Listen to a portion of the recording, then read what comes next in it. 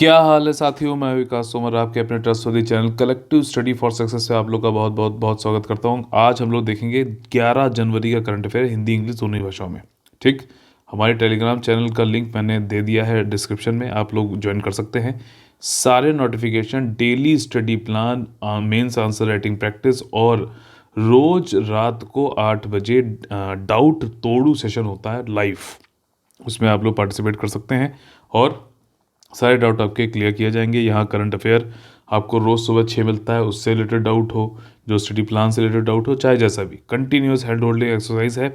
इसके बावजूद भी अगर आप लोग कोई डाउट हो तो आप लोग 9650347272 पर हमें व्हाट्सएप कर सकते हैं, टेलीग्राम पे मैसेज कर सकते हैं। ठीक, आज के जो हमारे 10 मोस्ट इंपॉर्टेंट टॉपिक्स हैं जो कि प्रीलिम्स और मेंस में आ सकते हैं, यूपीएससी, यूपीपीएससी, बीपीएससी के और अदर स्टेट पीसी एग्जामिनेशन में, वो है ये वाले। वीएचपी की धर्म संसद जो हुई है भी, उससे रिलेटेड हम लोग ने पीछे भी ये करंट अफेयर पढ़ा भी था, और क्या अब आगे इसमें जो है हुआ है उसको देखेंगे। प्रवासी भारतीय दिवस 9 जनवरी को होता है, उसके बारे में देखेंगे। एशियन इंफ्रास्ट्रक्चर इन्वेस्टमेंट बैंक, पूरी कंप्लीट जानकारी। ठीक, आईएसी, विक्रांत सूर्य नमस्कार और वीर बाल दिवस इंपॉर्टेंट है। सिटीजनशिप अमेंडमेंट एक्ट 2019 बहुत इंपॉर्टेंट है आपका। ठीक, पेपर 2 से है ये, मेंस के सिलेबस से, प्रीलिम्स में भी आ सकता है। Harmonised guidelines and standard for universal accessibility in India. ठीक, राफेल एम क्या चीज़ है और जल्लीकट्टू।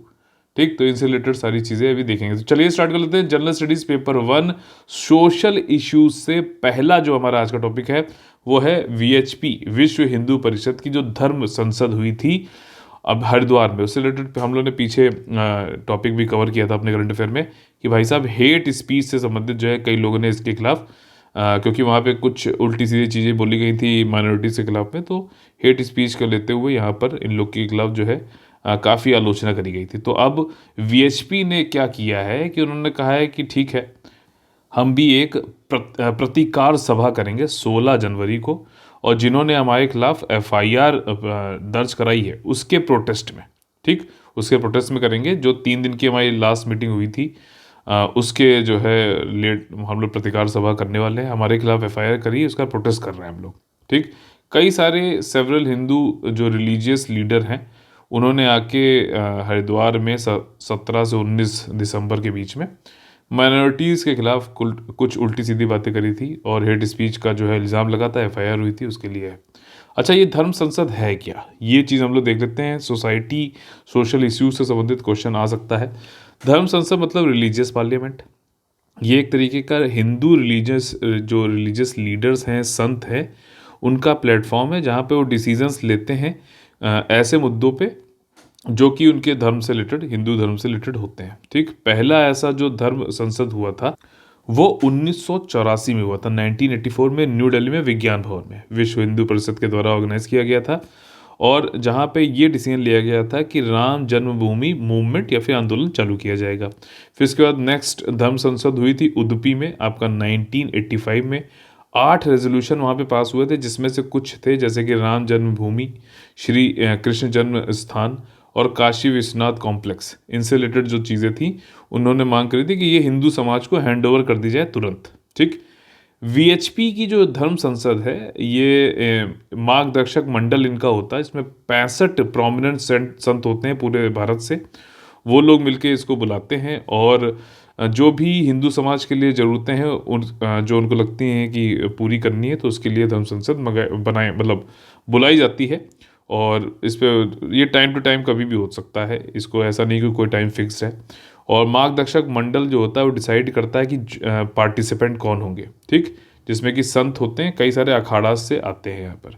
अब देखो इस टाइप के जो टॉपिक है करंट अफेयर में, उससे हमारे कॉम्पिटिटिव एग्जाम में क्वेश्चन कैसे बन सकते हैं, ये भी कई लोग का रहता है सर क्वेश्चन कैसा बनेगा इससे ये वो। तो मैं यहाँ बताया तो इस पर क्वेश्चन बन सकता है सेकुलरिज्म से संबंधित। ठीक, एथिक्स की पूरी एक केस स्टडी आ सकती है कि मान लीजिए ऐसा हो रहा है, आप वहाँ के डिस्ट्रिक्ट मजिस्ट्रेट हैं तो आप कैसे क्या करोगे, एक तरफ धर्म की बात हो रही, तो एथिक्स की केस स्टडी भी आ सकती है। हम लोग ने मैंने आप लोग को जो है पूरी जनरल स्टडीज़ पेपर मेंस के जो अभी हुए हैं यूपीएससी 2021 के, जीएस पेपर 1 हो गया, 2 हो गया, 3 हो गया, 4 हो गया, ऐसे सबके एनालिसिस दिए, प्लेलिस्ट हमारे जो है चैनल पे पड़ी हुई है, आप देख सकते हैं सारी।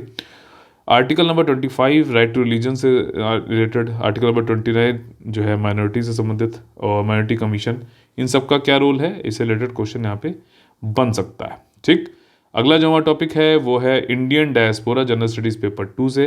प्रवासी भारतीय दिवस, इंडियन डायस्पोरा बहुत बड़ा है, और आप इधर देख रहे हो कई सारी बड़ी बड़ी टेक कंपनी, सुंदर पिचई, सत्य नडेला, ठीक, पराग गर्ग हो गए, और जो है इंदिरा नुई। इंडियन डायस्पोरा काफ़ी मजबूत है और पूरी दुनिया में अपना जो है परचम लहरा रहा है, और ये हमारी एक तरीके से सॉफ्ट पावर को भी बढ़ाता है हमारी फॉरेन रिलेशंस में, और एक जो प्रभुत्व है भारत का पूरे दुनिया में इसके जरिए बढ़ाने की कोशिश है। तो उनसे हमारी कैसे वार्तालाप रहे, इंडियन डायस्पोरा से उनसे हमारा कैसे लगाव जुड़ाव बना रहे, उसके लिए हर साल 9 जनवरी को जो है प्रवासी भारतीय दिवस मनाया जाता है। ठीक, जिसमें कि इंडियन डायस्पोरा को जो अलग अलग जगहों पे उनको किसी को बुलाया भी जाता है, और उनसे जो है कनेक्शन जो है फिर से बनाए रखा जाता है। अच्छा, ये मनाया 9 जनवरी को क्यों जाता है? क्योंकि महात्मा गांधी जी 9 जनवरी को आपका साउथ अफ्रीका से वापस भारत में आए थे।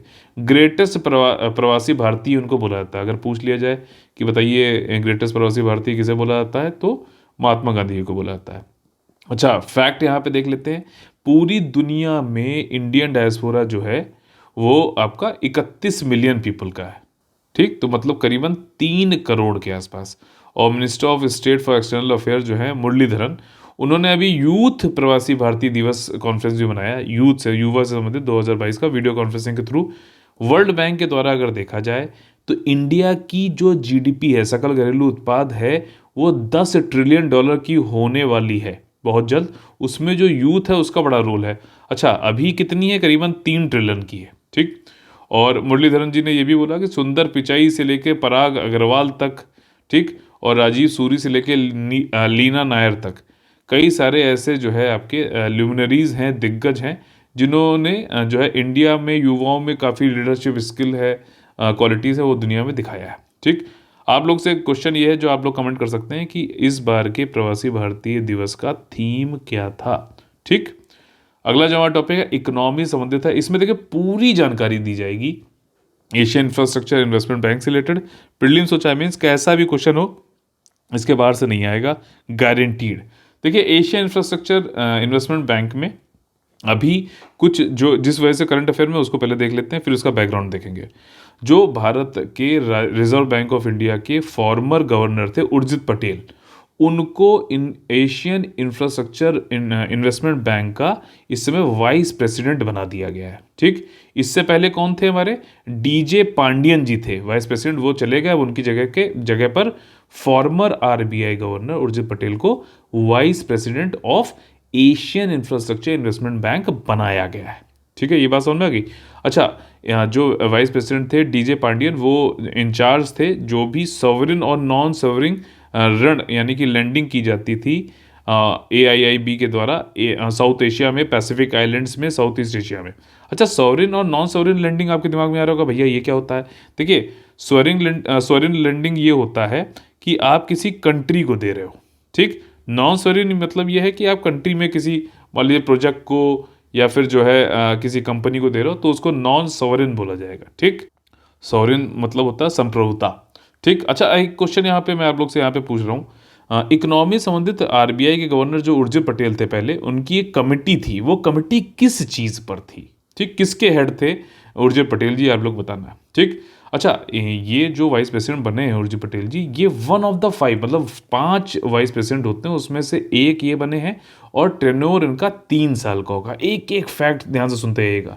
पांडियन जो थे इससे पहले, वो गुजरात के चीफ मिनिस्टर थे पहले। ठीक, और ये 2016 से वाइस प्रेसिडेंट के पद पर विराजमान थे। ठीक, इन्होंने जो है इंडिया की तरफ से जब मतलब 2016 जब इंडिया को ये बैंक सेटअप किया गया, सॉरी AIIB, तब इंडिया इसका सेकंड लार्जेस्ट शेयर होल्डर है चाइना के बाद। चाइना सबसे बड़ा शेयर होल्डर है AIIB का, उसके बाद इंडिया है, और ये बैंक 2016 में आया। ठीक, फैक्ट। इसके बाद पांडियन जो है ये पहले जो है चीफ इन्वेस्टमेंट ऑफिसर भी थे। उर्जित पटेल जो है ये इस समय चेयरमैन है national institute of public finance and policy के, और ये 24वें गवर्नर थे आरबीआई के, जिन्होंने और जिन्होंने रघुराम राजन को के बाद जो है सितंबर 2016 में आरबीआई के गवर्नर के पद को संभाला था और 2018 दिसंबर तक बने रहे थे। ठीक, अभी कौन है बताइए? रोज इनका जो है जिक्र आता रहता है, नाम आता रहता है, हम लोग यहाँ करंट अफेयर में देखते भी हैं। अब कुछ बहुत ही महत्वपूर्ण एआईआईबी के जो है फैक्ट्स देख लेते हैं। इंडिया जो है आपका एआईआईबी का सबसे बड़ा बेनिफिशियरी है, यानी कि लाभार्थी है। सबसे ज़्यादा जो लोन मिला है पैसा वो इंडिया को मिला है एआईआईबी के द्वारा, $6.8 बिलियन 29 प्रोजेक्ट के लिए। इंडिया ने अभी रिसेंटली ये हम लोगों ने कवर भी किया था दिसंबर के करंट अफेयर में, एआईआईबी से अप्रूव कराया $150 मिलियन चेन्नई सिटी पार्टनरशिप के लिए, जिसमें कि अर्बन जो है सर्विसेज दी जाएंगी, क्वालिटी ऑफ फाइनेंशियल सस्टेनेबिलिटी की जाएगी। ये हम लोग ने कवर किया था। ठीक, तो अभी चेन्नई सिटी पार्टनरशिप के लिए कहाँ से हमको ऋण मिला? एआईआईबी से मिला। इसके अलावा इंडिया ने जो कोविड के लिए जो हम वैक्सीन लगवा रहे हैं 667 मिलियन, ठीक है ना, परचेज करी है वैक्सीन, उसके लिए $2 बिलियन का लोन की रिक्वेस्ट भी कर रखी है। आपका एआईआईबी जिसकी हम बात कर रहे हैं बीजिंग में है ये, और दूसरा एशियन डेवलपमेंट बैंक जो कि मनीला फिलीपींस में है। ठीक, वहाँ से कर रखी है। पांडियन ने एक चीज़ ये भी बोली थी, जो इससे पहले वाइस प्रेसिडेंट थे हमारी तरफ से, डीजे पांडियन, कि एआईआईबी ये कोई चाइनीज़ बैंक नहीं है। अगर आप देखो तो यूएस और जापान को छोड़कर बहुत सारे डेवलप्ड और डेवलपिंग कंट्रीज, यानी कि विकसित और विकासशील कंट्रीज, इस बैंक को ज्वाइन कर चुके हैं। लेटेस्ट अभी देखा जाए तो इराक ने एआईआईबी को ज्वाइन किया है, ध्यान रखना। ठीक, और इससे जो है रीजनली अगर क्षेत्रीय उसमें देखो तो 51वें मेंबर बन गए हैं इराक, और ओवरऑल मेंबरशिप एआईआईबी की कितनी हो गई है? 105। ये इस तरीके के फैक्ट्स स्टेट पीसी एग्जामिनेशन और यूपीएससी भी इधर पूछ रहा है। ठीक, अगर अक्टूबर 22 पिछली तारीख को देखा जाए तो एआईआईबी ने अप्रूव किए हैं 147 प्रोजेक्ट, जिसमें 31 कंट्रीज में $28.97 बिलियन का ऋण लोगों को दिया है। ठीक, तो ये पूरी जानकारी आपके लिए एआईआईबी से संबंधित, क्या करंट है, क्या फैक्ट है, क्या कॉन्सेप्ट है, सारी चीज़ें। ठीक, अगला जो हमारा टॉपिक है वो है IAC Vikrant, general studies paper 3 security issues से संबंधित है। आईएसी विक्रांत क्या है भाई साहब? आईएसी विक्रांत ये है, ठीक, देखिए पिक्चर में देखिए, ये आपका विमान वाहक एयरक्राफ्ट कैरियर है। ठीक, ये आपका एक तरीके शिप है जिसके ऊपर से ही हवाई जहाज उड़ सकते हैं, फाइटर जेट प्लेन उड़ सकते हैं। ठीक, तो अभी इसको जो है, और इससे रिलेटेड एक टेस्ट भी होने वाला, उसको अभी यहीं करंट अफेयर में हम लोग आगे पढ़ेंगे। अभी 2 सक्सेसिव हाई जो है प्रोफाइल विजिट हुई, प्रेसिडेंट और वाइस प्रेसिडेंट ऑफ इंडिया की, और आईएस विक्रांत जो है आपका अपने सी ट्रायल्स के लिए, नेक्स्ट जो सी ट्रायल होने वाले, भाई ट्रायल होते हैं उसके बाद इंडियन नेवी में जुड़ेगा, उससे पहले कई सारे ट्रायल होते हैं। तो पहले जो ट्रायल हुए थे अगस्त लास्ट ईयर में हुए थे, उसमें उसका प्रोपल्शन देखा गया था। ठीक, आपका जो है नेविगेशन सूट बेसिक ऑपरेशन देखे गए थे। अक्टूबर नवंबर में सेकंड सी ट्रायल हुआ था, और फ्लाइट ट्रायल किया गया था, मशीनरी ट्रायल किया गया था। आईएनएस विक्रांत जो है अभी ये इंडिजिनियसली बना, यानी कि स्वदेशी रूप से बनाया गया है। किसने बनाया भाई साहब? ये ध्यान रखना, कोचिन शिपयार्ड लिमिटेड ने बनाया है इंडियन नेवी के लिए। एयरक्राफ्ट कैरियर है, पहला एयरक्राफ्ट कैरियर जो भारत में बना है। विक्रांत का मतलब होता है, ठीक, विक्रांत जो है इंडिया का पहला एयरक्राफ्ट कैरियर जो था, विक्रांत R11, उसी के नाम पर रखा गया है। ये अभी लेकिन इंडिया में बनाया गया है, जिसका नाम भी विक्रांत रखा गया है। विक्रांत का मतलब होता है संस्कृत में विक्रांता, यानी कि लिटरली स्टेपिंग बियॉन्ड, यानी कि करेजियस। ठीक है ना, करेजियस नाम होता है, साहसी मतलब होता है इसका। और इसका मोटो जो है इस शिप का वो है जयमा सम युद्धि संप्रदा। ठीक, जयमा सम युद्धि स्पता करके है ये, और ऋग्वेद से लिया गया है। ये देखो पीछे कुछ क्वेश्चन पूछे गए थे, जैसे कि सत्यमेव जयते बताइए किस उपनिषद से लिया गया है? तो मुंडका से लिया गया है। अच्छा, ये वाला जो है ये क्वेश्चन कैसे इन लोगों ने क्या रैंडमली उठा लिया? नहीं, इंडिया ईयर बुक जो आती है, जो कि पूरे भारतवर्ष में होती है, और ये यूपीएससी और भी जो है पूरे भारतवर्ष का एग्जाम है, तो वहाँ पे फैक्ट दे रखा था और वहीं से उठाया गया था। इसलिए मैं आप लोग को वक्त जो है वक्त दर वक्त पे बताता रहूँगा कौन सी चीज़ कहाँ से पूछी जाएगी, और देखिए आएगी भी। ठीक, तो लगातार जुड़े रहिए, टेलीग्राम चैनल से जरूर जुड़ जाइए। बहुत फायदा होने वाला है। ठीक, अच्छा, ये मुंडका उपनिषद से है, लेकिन एक चीज़ और है जो हमारे प्रधानमंत्री जी बार बार बोलते रहते हैं, वासुदेव कुटुंबकम। बताइए ये कहाँ से लिया गया है? वैसे यहाँ पे जो मोटो है INS विक्रांत का, जयमा जयम स्वयं सम सुयुद्धि संप्रदा, तो ये ऋग्वेद से लिया गया है, जिसका मतलब होता है आई डिफीट दोज वो फाइट अगेंस्ट मी। मैं उन लोगों को हराता हूँ जो मेरे खिलाफ लड़ते हैं। विक्रांत को शेड्यूल किया गया है कि ये कमीशन किया जाएगा अगस्त 2022 में, सारे फ्लाइट ट्रायल इसके हो जाएंगे एयरक्राफ्ट के, और तब ये फिर उसके बाद कंप्लीटेड इसको मतलब फ्लाइट ट्रायल इसके मिड 2023 तक कंप्लीट हो जाएंगे। इंडक्ट लेकिन जो है कमीशन जो है ये 2022 अगस्त में कर दिया जाएगा। इससे संबंधित कुछ अभी टेस्ट भी होने, जो अभी राफेल वाला टॉपिक है ना, और बोइंग भी जो है वो इसके लिए कुछ टेस्ट कर रहे हैं, उसको भी अभी हम लोग पढ़ेंगे। ठीक, अगला जो हमारा टॉपिक है जनरल स्टडीज पेपर 2, सूर्य नमस्कार हेल्थ इश्यूज संबंधित है। देखिए, मिनिस्ट्री ऑफ आयुष एक ग्लोबल लेवल का सूर्य नमस्कार डेमोन्स्ट्रेशन प्रोग्राम चालू करने वाला है 14 जनवरी को, जिस दिन होता है मकर संक्रांति।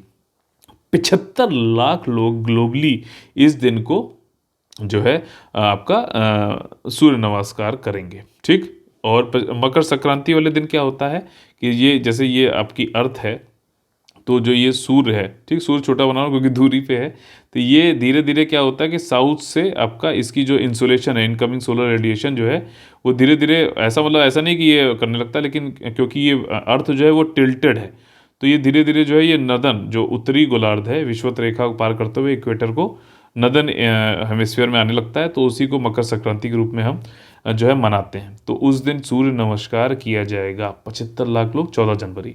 सूर्य नमस्कार जो है एक तरीके से सैल्यूट होता है हमारे सूरज को, और जिसमें कि एग्जिबिट करते हैं ग्रेटिट्यूड की जो रेज सूरज से निकलती हैं वो सभी लिविंग बीइंग को नर्चर करती हैं, पोषण करती हैं। ठीक, ये मदर नेचर को जो एक तरीके से थैंक्स गिविंग है कि वो हमको वेल्थ दे रही है, हैप्पीनेस दे रही है। मकर संक्रांति के दिन किया जाता है, जो कि कल्चरली और स्पिरिचुअली हेरिटेज है हमारे लिए। अच्छा, सूर्य नमस्कार में 8 आसन होते हैं, ये पूछ सकता है, और 12 स्टेप होते हैं। देखो यहाँ पर ये 12 स्टेप दिखा रहे हैं, 1 2 1 2 3 4 5 6 7 8 9 10 11 12। ठीक, तो ये 12 स्टेप होते हैं, 8 आसन होते हैं, जो कि एक तरीके कोऑर्डिनेशन होता है बॉडी और माइंड का। ठीक, और ये ज़्यादातर जल्दी सुबह किया जाता है। ठीक, सुबह जल्दी किया जाता है, और सूर्य नमस्कार का जो ये हेल्प करता है हमारी प्रतिरक्षात्मक जो क्षमता है, और हमारी वाइटैलिटी को भी जो है ये अच्छा करता है, और जो अभी महामारी चल रही है उसमें हेल्थ से संबंधित जो इश्यूज हो रहे हैं उसको जो है कम करने में भी मदद करेगा। ठीक, और एक्सपोजर अगर हम जब सन के सामने हमारे सन की किरणें हम पे पड़ती तो हमें विटामिन डी भी मिलता है, जो कि मेडिकल ब्रांचेस काफ़ी ज़्यादा रिकमेंड करते हैं। तो इसी से आज का आप लोग का होमवर्क है कि बताइए कि विटामिन डिफिशियंसी से, एनसीईआरटी में दे रखा है, बहुत ज़्यादा मैं कोई हाईफाई नहीं पूछ रहा हूँ, वहीं पूछ रहा हूँ, वहीं पूछता हूँ जो एग्ज़ाम में आएगा ही आएगा। ठीक, आज आ सकता है, इस वाले एग्ज़ाम में आ सकता है, आगे भी आ सकता है, आएगा जरूर। और भाई साहब ये तो आ भी चुका है। ठीक, जैसे विटामिन सी यूपीएससी ने पूछा था 2014 में पूछा था कि विटामिन सी की कमी की वजह से क्या होता है, तो स्कर्वी होता है। विटामिन के की कमी से क्या होता है, विटामिन ए की कमी से क्या होता है, विटामिन डिफिशियंसी का एनसीईआरटी में एक चार्ट दे रखा है, उसको पढ़ लीजिएगा, इंपॉर्टेंट है। ठीक, होमवर्क है आप लोगों के लिए। जनरल स्टडीज पेपर 1 हिस्ट्री संबंधित जो है वीर बाल दिवस हमारा टॉपिक है। देखिए, पंजाब में चुनाव अभी होने वाले हैं। ठीक, तो वहाँ पे सिख समुदाय का वोट लेने के लिए सारी चीज़ें करी जा रही हैं। खैर, वो उससे मतलब नहीं है, कोई कर रहा है ये बहुत बड़ी बात है। तो अभी पहली बार प्रधानमंत्री जी ने ये कहा है कि वीर बाल दिवस हम लोग हर साल 26 दिसंबर को मनाएंगे। ठीक, और इन्होंने अभी नरेंद्र मोदी जी ने ये अभी प्रकाश पूरब था गुरु गोविंद सिंह जी का, उस दिन ये अनाउंस किया कि 26 दिसंबर हर साल वीर बाल दिवस मनाया जाएगा। क्यों? क्योंकि इस दिन साहिबजादा जोरावर सिंह जी और साहिबजादा फतेह सिंह जी, इन दोनों को औरंगजेब ने जो है चुनवा दिया था। और इन्होंने बिल्कुल भी अपने धर्म की रक्षा करते हुए, कोई बिना कुछ जो है मना वना किए हुए इनको जो ईंट से चुनवा दिया गया, जैसे अनारकली वाला आपको सीन शायद याद आ जाए, तो वैसे ही चुनवा दिया गया। तो उन्होंने कुछ अपनी आहुति दे दी थी, लेकिन अपने धर्म से पीछे नहीं हटे थे। ठीक, औरंगजेब ने ऐसा किया था, तो इस दिन को जो है वीर बाल दिवस के रूप में मनाया जाएगा 26 दिसंबर को। और इनकी एज जानते हो कितनी थी? सिर्फ 9 और 7 साल। ठीक, और औरंगजेब की आर्मी ने इनको जो है जिंदा चुनवा दिया था ईंट से, लेकिन इन्होंने अपना फेथ नहीं छोड़ा था। ये यंगर सन थे 10th सिख गुरु श्री गुरु गोविंद सिंह जी। और उसके बाद तो फिर जो है आपकी जो होली बुक है सिखों की, वही फिर लिविंग गुरु हैं। ठीक, सुप्रीम और अनपैरेलल्ड सैक्रिफाइस इन्होंने किया था 26 दिसंबर 1705 में। अच्छा, एक कहानी है, कहानी ये है कि औरंगजेब के बेटे को गुरु गोविंद सिंह जी ने जो है भड़काया कि तुम अपने जो है पिताजी को ख़त्म कर दो। तो औरंगजेब को जब ये बात पता चली तो फिर उन्होंने जो है गए आर्मी भेजी, तो पहले तो बच्चों बच्चों को मार दिया, फिर बाद में गुरु गोविंद सिंह जी को भी औरंगजेब ने ही जो है वो कर दिया था, मरवा दिया था। ठीक है, तो ये चीज़ है। अगला जो हमारा टॉपिक है वो है general studies paper 2 polity and governance से संबंधित, बहुत ज़्यादा इंपॉर्टेंट है। इसमें हम लोग सिटीजन अमेंडमेंट एक्ट से संबंधित क्या क्या चीज़ें होती हैं, क्या क्या प्रोसीजर होती है, और जिससे कि प्रीलिम्स और मेंस में क्वेश्चन पूछा जा सकता है, वो हम लोग यहाँ पे देखेंगे। अब देखो, कोई भी लॉ पार्लियामेंट के द्वारा पास किया जाता है, उसके बाद वो प्रेसिडेंट के पास जाता है, और प्रेसिडेंट फिर जो है उसको एसेंट देते हैं। एसेंट देने के बाद वो लॉ तब फोर्स में आता है, ध्यान से सुनिएगा, ये बहुत इंपॉर्टेंट चीज़ बता रहा हूँ, तब फोर्स में आता है जब गजट में जो डेट लिखी हो। तो डेट लिखी हुई मान लीजिए 1 जनवरी 2022, तो 1 जनवरी, भले ही ये वाला जो है लॉ पास हो जाए कभी भी 2021 में पास हुआ हो, लेकिन अगर 2022 में लिखा हुआ 1 जनवरी से लागू होगा तो उसी दिन से लागू होगा वो। ठीक, लेकिन इस लॉ को भी पार्लियामेंट के द्वारा जो पास किया गया, लॉ को लागू करने के लिए पार्लियामेंट ने जो लॉ बनाया उससे एक सबऑर्डिनेट लॉ यानी कि सबऑर्डिनेट लेजिस्लेशन करना पड़ता है, जो कि सरकार करती है, एग्जीक्यूटिव करती है, कार्यकारिणी करती है, जिसको कि रूल्स बोलते हैं। कई से जगह आप पढ़ते होंगे कि इससे संबंधित ये रूल्स हैं। उन रूल्स एंड रेगुलेशन के अनुसार ही ये लॉ जो है जमीन पे उतारा, ग्राउंड पे उतारा जाता है। समझना, अब जो सिटीजनशिप अमेंडमेंट एक्ट था 2019 का, ये पास करा दिया गया, बिल्कुल इसमें कोई डाउट नहीं है। और इसको ये बोला गया था कि भाई 2 जनवरी 2020 से लागू कर दिया जाएगा। इसका नोटिफिकेशन होम मिनिस्ट्री ने निकाल भी दिया कि 2000 जनवरी 2020 में ये लागू कर दिया जाएगा, लेकिन ये रूल्स नहीं निकाले होम मिनिस्ट्री ने। अब जब रूल्स ने निकाले तो ये चीज़ ज़मीन पे लागू नहीं हो सकती है। अच्छा, ये जो पार्लियामेंट के बाद जो कार्यकारिणी, जो गवर्नमेंट जो लॉ बनाती है, इसको सबऑर्डिनेट लेजिस्लेशन बोलते हैं, और ये यूपीएससी पूछ चुका है। ठीक है ना, तो ये ऐसे ही नहीं बता रहा हूँ मैं, ये ज़रूरी चीज़ें होती हैं। कई लोग को जो है पता ही नहीं था ये चीज़। तो अब ये रूल जो है बनाने का भी एक समय होता है। अब ये क्वेश्चन जो है बन सकता है और यूपीएससी इसी टाइप के पूछता है। अब आप लोग सोचोगे यार पता नहीं इसने बेसिक से कहाँ से निकाल के ये पूछ लिया। ये भाई साहब करंट में था, और करंट अफेयर्स से ही जनरल स्टडीज़ के क्वेश्चन भी पूछे जा रहे हैं।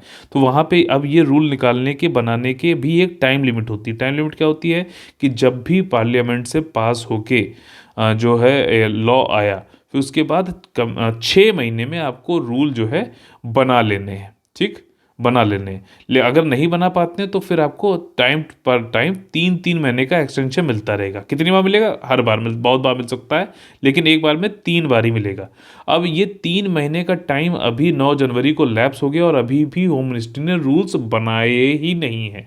और अब ये चीज़ बिल्कुल क्लियर भी नहीं है कि बनाए नहीं है तो उन्होंने आगे जो है इस टाइम के लिए अप्लाई किया है क्या नहीं किया है, वो अभी पता नहीं है। फिलहाल ये सिचुएशन अभी है। मेरे ख्याल से अब आपको बहुत अच्छे से ये चीज़ समझ में आ गई होगी, जो कि समझाने के लिए लोग 15-15 मिनट लेते हैं। यहाँ पे मैंने आसान भाषा में आपको 2 मिनट में समझाने की कोशिश की है। ठीक, अब CAA के बारे में समझ लेते हैं। CAA जो है सिटीजनशिप देता है किसको? आपके 3 कंट्रीज़ हैं, पाकिस्तान, अफ़गानिस्तान और बांग्लादेश। यहाँ से जो नॉन मुस्लिम आए, नॉन मुस्लिम इसलिए गवर्नमेंट का तर्क ये है कि ये सारे ही मुस्लिम जो है समुदाय ज़्यादा है, यहाँ पे मेजॉरिटी ज़्यादा है, तो मुस्लिम को नहीं बल्कि नॉन मुस्लिम जो भी भारत में आए और उनके पास वीज़ा और परमिट ख़त्म हो गया फिर भी भारत में रुक गए, क्योंकि अगर वो वापस जाते तो उनका प्रोसिक्यूशन हो जाता, मार वार दिया जाता, तो इस डर की वजह से वो वापस गया नहीं। तो ऐसे लोगों को हम भारतीय नागरिकता देंगे, जो सिटीजनशिप अमेंडमेंट एक्ट संशोधन करके। ठीक, और संशोधन ये किया कि जो लोग भी इंडिया में 31 दिसंबर 2014 से पहले आ गए थे, पाकिस्तान, अफगानिस्तान, बांग्लादेश से, नॉन मुस्लिम लोग जिनका जो है जो 6 non documented non Muslim communities हैं, 6, ठीक है ना, जैसे कि जो है आपका बुद्धिज़्म होना चाहिए, जैनिज़्म होना चाहिए, पारसी होना चाहिए, ठीक, मुस्लिम नहीं हो बस, तो उनको हम सिटीजनशिप दे देंगे। भले ही उनके पास वीज़ा परमिट ना हो, कोई दिक्कत नहीं। और उसमें संशोधन जो किया था उसमें, चूंकि जो लोग ऐसे रुक जाते हैं उनको पेनल्टी देनी पड़ती है, पनिशमेंट मिलता है दो एक्ट के अंतर्गत। एक है फॉरेनर्स एक्ट 1946 और दूसरा है पासपोर्ट एक्ट 1920। तो इन छह समुदायों को उसमें जो है एग्जाम्पशन छूट भी दिया गया कि कोई इनको पनिशमेंट नहीं दिया जाएगा अगर वो रुके हुए हैं और इन कंट्रीज से ये सारी कंडीशन पूरी करते हैं तो। ठीक। तो ये मेरे ख्याल से सारा आपको जो चीज़ें हैं बहुत आसान भाषा में मैंने आपको समझाने की कोशिश की है। अगर पसंद आया है, समझ में आया है, तो लाइक का बटन जरूर दबाइए और ज़्यादा से ज़्यादा लोगों के एक साथ जरूर शेयर करिए। लेकिन उससे पहले एक काम और भी कर सकते हो, आप लोग को कमेंट करना है कि छः कम्युनिटीज़ कौन कौन सी थी इस एक्ट के अंतर्गत, कमेंट करके बताइएगा। ठीक। और जो सबसे अच्छा कमेंट करेगा उसको मैं पिन भी करता हूँ। तो ये चीज़ भी ध्यान रखिएगा। अगला जो टॉपिक है general studies paper 1 social issues से संबंधित, harmonised guidelines and standards for universal accessibility in India. देखो, सार्वभौमिक पहुंच के लिए सुसंगत दिशा निर्देश और मानक। एक्सेसिबिलिटी समझ रहे हो ना, दिव्यांग जन जो हैं उनको कई जगह जाने में जैसे पब्लिक हॉस्पिटल्स हैं तो वहाँ पे आपने देखा होगा कि सीढ़ियाँ बनी हुई हैं। अब उनका जो व्हील चेयर है वो सीढ़ियों पर कैसे चढ़ा पाएंगे वो अकेले, तो रैंप बनाने चाहिए। ठीक है ना, कुछ जो है ढाल बनानी चाहिए, कितनी ढाल की होनी चाहिए। तो ये पहले हम लोग ये सोचते थे कि बाधा ना रहे, उस टाइप का हमें जो है एटमॉस्फेयर बनाना है एक्सेसिबिलिटी के लिए। लेकिन अब हम क्या चाह रहे हैं कि यूनिवर्सल एक्सेसिबिलिटी हो। जो लोग दिव्यांगजन है वो तो ही हैं, उसके अलावा मान लो कुछ अस्थायी रूप से भी लोग को जरूरत पड़ सकती है। जैसे मान लीजिए कोई प्रेग्नेंट वीमन है या किसी कोई जो है बच्चे अपना छोटा बच्चा लेके जो है उसमें प्रैम में लेके जा रहे हैं खिलाने, मतलब मॉल में या फिर कहीं पे हॉस्पिटल में या फिर कहीं पे भी जगह पब्लिक प्लेसेस में, तो भी उन लोग को जो है, या फिर वृद्ध बहुत हैं तो उन लोग को रैंप और इन सब की जरूरत पड़ती है। तो हम सिर्फ दिव्यांगजन ही नहीं बल्कि सबके लिए एक्सेसिबिलिटी करेंगे और इसके लिए मानक और गाइडलाइंस अभी निकाली गई है CPWD के द्वारा। ठीक, ये भी जरूरी है ध्यान रखना। CPWD ने निकाला ही है, ठीक है ना, सेंट्रल पब्लिक वर्क डिपार्टमेंट ने, कि सबके लिए एक्सेसिबिलिटी करे जाए। तो क्या स्टैंडर्ड होंगे, रैंप के कितनी मोटाई चौड़ाई ढाल क्या होगी, ये सब भी इसमें बताया गया है। ठीक। 2000 दिसंबर 2021 में ये वाले जो है निकाले गए थे, CPWD के द्वारा निकाले गए थे, ये ध्यान रखिएगा। पहले हम लोग कोशिश कर रहे थे barrier free built environment for persons with disability, यानी दिव्यांगजन और एडल्टली पर्सन्स के लिए। लेकिन अब हम लोग चाह रहे हैं कि भाई साहब यूनिवर्सल हो जाए, सभी के लिए हो, अस्थायी रूप से भी अगर किसी को जरूरत पड़ रही है तो। इन्होंने जो ये मसौदा तैयार किया इसमें हेल्प ली है IIT रुड़की की, national institute of urban affairs की, और ऑफ जो महुआ जो ministry of housing and urban affairs है उसकी, ताकि होलिस्टिक अप्रोच दिया जा सके। यूनिवर्सल एक्सेसिबिलिटी के लिए गाइडलाइंस दी गई हैं, जैसे कि रैंप जो बनाया जाएगा उसके लिए ये है कि 6 मीटर की लेंथ का होगा, तो उसमें जो ढाल है वो 1:12 में होगी, और ये मिनिमम ढाल जो है आपकी 1200 mm की होगी। ठीक है, जो इसकी विथ है, चौड़ाई है, ये चीज़ें हैं। और गाइडलाइन सिर्फ PWD के लिए ही नहीं होगा, मतलब कि पर्सन्स विथ डिसेबिलिटी, बट और भी जो लोग हैं अस्थायी रूप से भी जिनको ज़रूरत है, टेम्प्रेरी प्रॉब्लम है, उनको भी होगा। जैसे कि पेरेंट मान लीजिए कोई चिल्ड्रन का प्रैम का जो है लेके चल रहा है, साथ ही साथ उसको ग्रॉसरी भी लेनी है, बैग भी लेना है। वीमेन जो साड़ीज़ पहनी हुई हैं उनके लिए भी ये चीज़ इसमें लिखी हुई है भाई, अब पता नहीं क्या बात है, तो उनके लिए भी यहाँ पर एक्सेसिबिलिटी के लिए काम किया जा रहा है। ठीक। जनरल स्टडीज पेपर 3 से सिक्योरिटी इश्यूज संबंधित राफेल M, ये हमारा टॉपिक। अभी हम लोग ने विक्रांत पढ़ा था ना, जो आपका जो है एयरक्राफ्ट कैरियर, तो उस पर जो है हवाई जहाज जो आपके फाइटर जेट उड़ने वाले हैं उसके लिए दो लोगों को जो है दो विमान की कंपनियों को चुना गया है कि उस पे वो लोग उड़ सकें। ठीक, एयरक्राफ्ट कैरियर पे, तो उसके लिए कुछ टेस्ट होंगे इन दोनों के बीच में, फिर उनको इंडक्ट किया जाएगा। तो जैसे राफेल M को, जो कि राफेल M कहाँ का है, फ्रांस का है। ठीक, और ये डसॉल्ट एविएशन जो वहाँ की कंपनी वो बना रही है। भारत जो है 36 राफेल की जो है ऑलरेडी जो गवर्नमेंट टू गवर्नमेंट वाला एग्रीमेंट कर चुकी है, तो उसके जो है हमारे राफेल हमारे भारत में आ भी रहे हैं।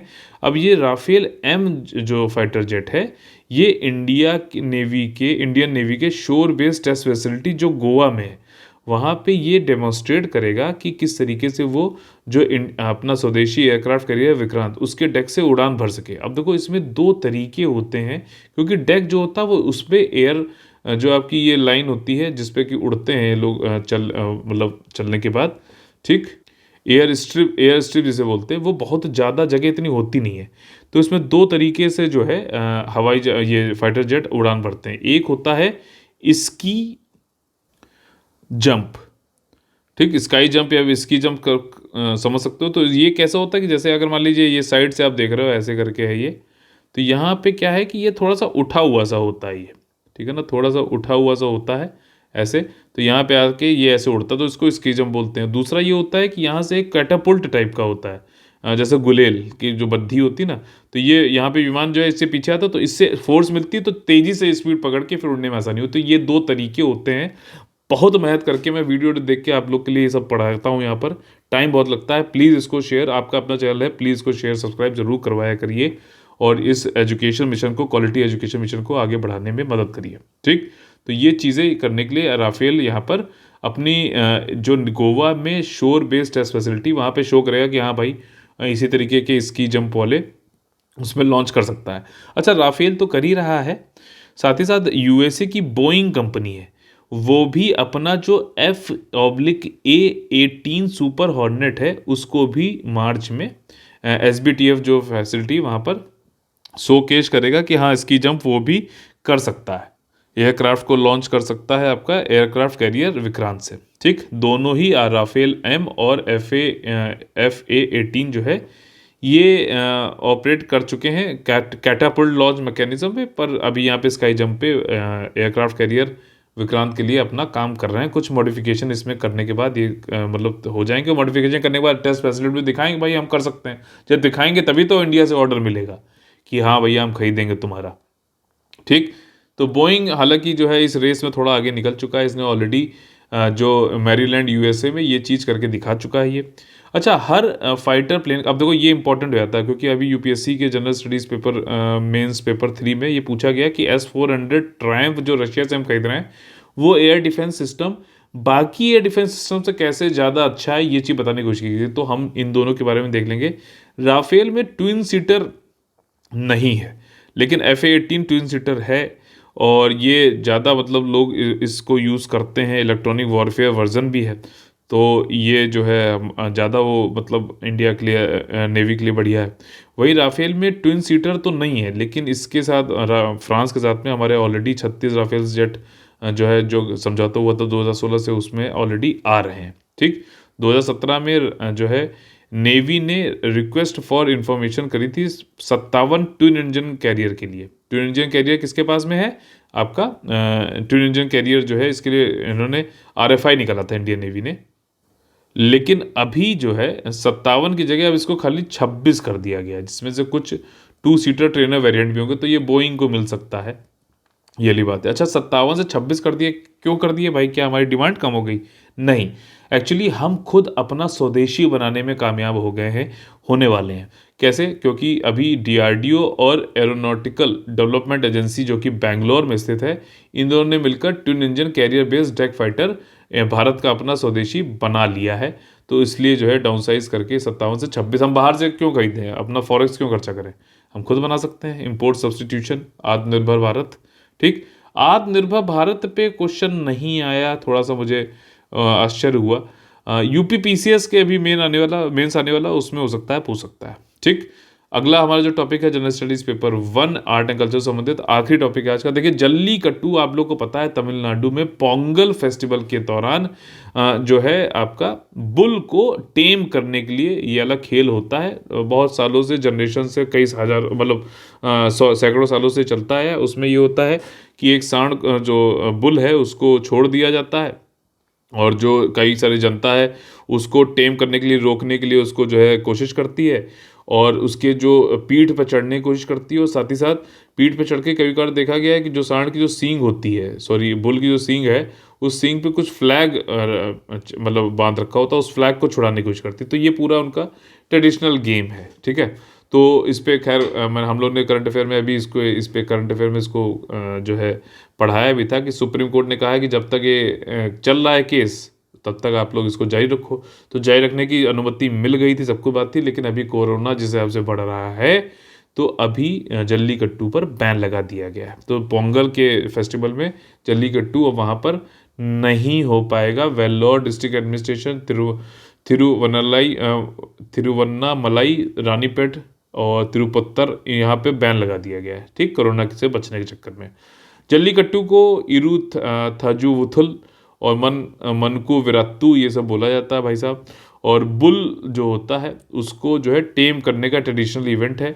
बुल कौन कौन से होते हैं? पुलिकुलम और कंगायम ब्रीड के। ये ब्रीड याद रख लो, हो सकता है भाई यहीं पूछ ले, ठीक है। और मल्टीपल ह्यूमन बीइंग आके देखो ये क्या हो रहा है, यहाँ पे पिक्चर देख लो, सब समझ में आ जाएगा। इतने सब लोग जो है मतलब इसको बुल को आके रोक रहे हैं, और इसकी जो ये हम्प होती है इस पे पकड़ के इसके ऊपर चढ़ने की कोशिश करते हैं, और कभी कभार जो है इसके ऊपर फ्लैग जो लटका हुआ है उसको भी जो है निकालने की कोशिश करते हैं। यही सब काम इसमें इस जल्लीकट्टू में होता है। जल्लीकट्टू ये पोंगल के टाइम पे, मट्टू पोंगल के टाइम पे जो कि जनवरी में होता है, तब ये मनाया जाता है जल्लीकट्टू भी, ठीक। तो आज इसका ये जो है हम लोग का यहाँ पे खत्म होता है। समरी क्विक रिवीजन देखिए जल्दी से कर लेते हैं। 11 जनवरी 2022 का वीएचपी का धर्म संसद हुआ। उन्होंने कहा कि हम एक प्रतिकार सभा करेंगे 16 जनवरी को, क्योंकि हमारे खिलाफ जो एफआईआर करी गई थी वो निराधार है। प्रवासी भारतीय दिवस जो है 9 जनवरी को होता है हर साल। और इस साल की थीम क्या है, काउंट करके बताइए। एशियन इंफ्रास्ट्रक्चर इन्वेस्टमेंट बैंक में वाइस प्रेसिडेंट के पद पर उर्जित पटेल, जो कि एक्स आरबीआई गवर्नर रहे हैं, उनको जो है अभी अपॉइंट किया गया है, और 3 साल का इनका टर्नओवर रहेगा।